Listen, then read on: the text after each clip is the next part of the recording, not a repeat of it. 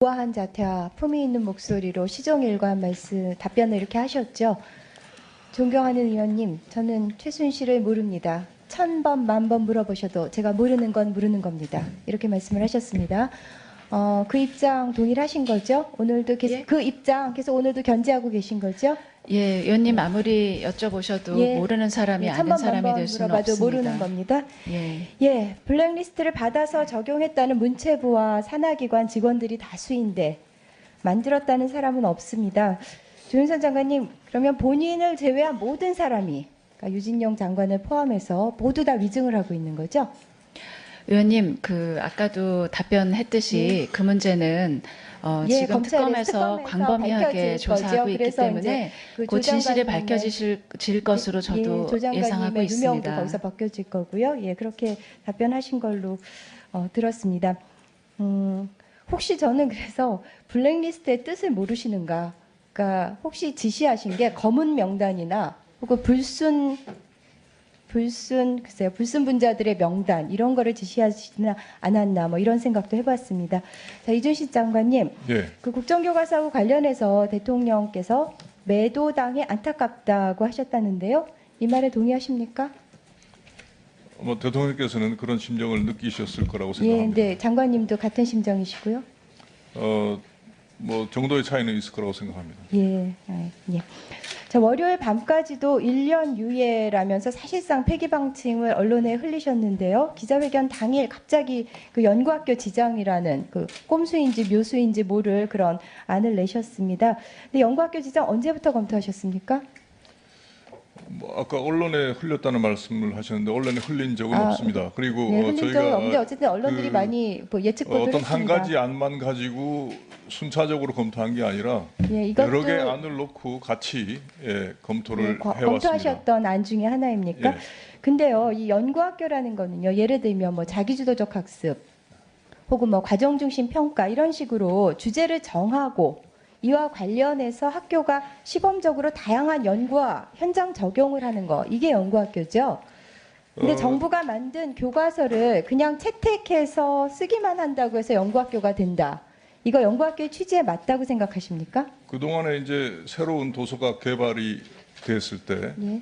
교육 과정의 변화에 따라서 그동안에 쭉 그 연구학교를 지정해서 그 연구학교에서 이 교육과정 그 현장 연구학교는 적응성 있죠. 검토에 대해서 예.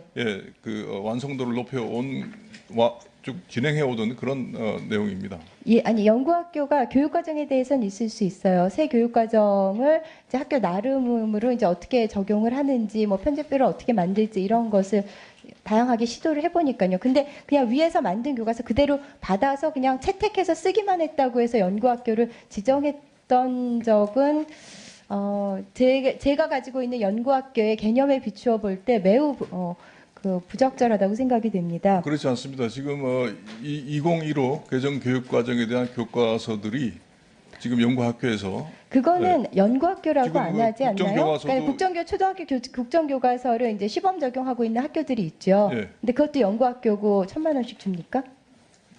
보통 이제 국정교과서 시범 적용 학교들에 다 연구학교라는 타이틀을 주고 통상, 그 학교 교장한테 1,000만 원 가산점 정도- 주고 그 1,000만 원 주고 그럽니까? 정도 지원이 되는 것으로 알고 있습니다. 보통 통상 1,000만 원 정도 수준으로 예, 1,000만 그건 한번 원에서 확인해 보도록 하죠. 3,000만 그러니까 원까지 초등학교 지정이 국어, 되고 있습니다. 사회, 수학 이런 거 다 국정교과서 개발이 됐는데요. 그거 현장 적용하고 있는 예를 들어서 서울교대 부속초등학교 이런 데가 그걸 교과서를 시범 적용한다고 해서 교장 그다음에 담당 교사가 가산점 받고 또 승진 혜택 누리고 연구비 지원 1,000만 원씩 받는지 그거는 뭐 저도 확신할 수는 없으니 나중에 확인해 보도록 하겠습니다.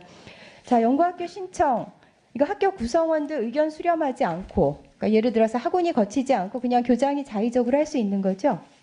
지금 현재 규정에는 학교장의 권한 사항으로 되어 있습니다.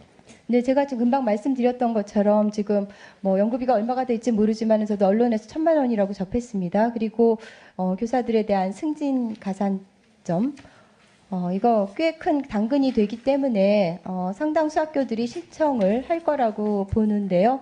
그리고 특히 대구, 경북, 울산 교육청 산하의 학교들은 뭐 교육감 눈치를 봐서라도 할 거고 또 교육감이 또 신청을 종용할 거라고 보이는데 그러면서 이제 정부가 이 국정교과서 채택하는 연구학교 또 그렇지 않은 올바른 학교 이렇게 갈라치기 할 거라고 저는 생각을 합니다. 그리고 어제 발표에 따르면은요, 이제 당장 내년부터 국검정 교과서가 혼용되는데요. 그렇게 상이한 교육과정에 따른 교과서가 함께 쓰였던 경우가 있습니까? 그러니까 내년의 경우는 2017년의 경우는 2009 개정 교육과정에 따른 검정교과서와 2015 개정 교육과정에 따른 국정교과서가 지금 같이 쓰이는 거죠. 근데 교육과정이 다르면 아시다시피 성취 기준과 내용 요소 자체가 다르기 때문에 이제 수능에서 매우 혼란스러울 수가 있는데 물론 그건 이제 공통 범위로 제한하시겠다고 말씀은 하셨지만은요. 그랬던 전례가 있습니까? 수능에서 서로 다른 교육 과정에 대한 것을 적용한 적은 없지만 2009년 개정 교육 과정과 2015 개정 교육 과정에서 다른 교과목의 경우에는 상당한 차이가 있습니다만은 역사 교과서의 경우에는 큰 차이가 내용상 큰 차이가 없기 때문에 교육 과정을 살펴보면 두 개의 차이가 없다고 말씀하시기 어려울 텐데요. 그러니까 그 교육 과정에서의 어떤 그 학습 방법에 대한 것들은 다르지만 교과서의 내용 담겨 있는 내용에 대해서는 큰 마지막으로 또 차이가 한 없다는 가지 말씀드립니다. 여쭤보겠습니다. 자, 2018년에 이제 국검정이 혼용되기 위해서는요. 2015 개정 교육과정에 따라 이제 국정은 나온 거고요. 검정 교과서를 개발해야 되잖아요. 그렇습니다. 근데 그러기 위해서는 일단 그 대통령령으로 되어 있는 부분부터 이제 고쳐야 되는데 그게 이제 2달인데 한 40일 정도로 단축해서 하실 수 있다고 했고요. 그러면 아마도 이제 3월쯤 돼서 검정 교과서 이제 개발이 시작이 빠르면 될 수 있을 것 같은데요. 그거 최종본 받아서 검정 절차를 거쳐서 이제 결과 발표를 하고 또 그거와 더불어서 이제 교사용 지도서도 개발이 돼야 되잖아요. 그런 게 다 시간이 촉박한 것은 사실입니다만은 이전에도 총 13개월 안에 개발한 그런 경우도 있고 그리고 이제 검정 교과서는 기존의 검정 교과서가 이미 있기 때문에 큰 전체적인 어떤 그 새로운 책을 만드는 것이 아니기 때문에 그 범위에서는 촉박하지만 시간이 많지는 않지만 가능할 것으로 판단하고 있습니다. 교육과정에 따른 교과서 개발은 항상 그 이전 교육과정에 따른 검정 교과서는 있었습니다. 예.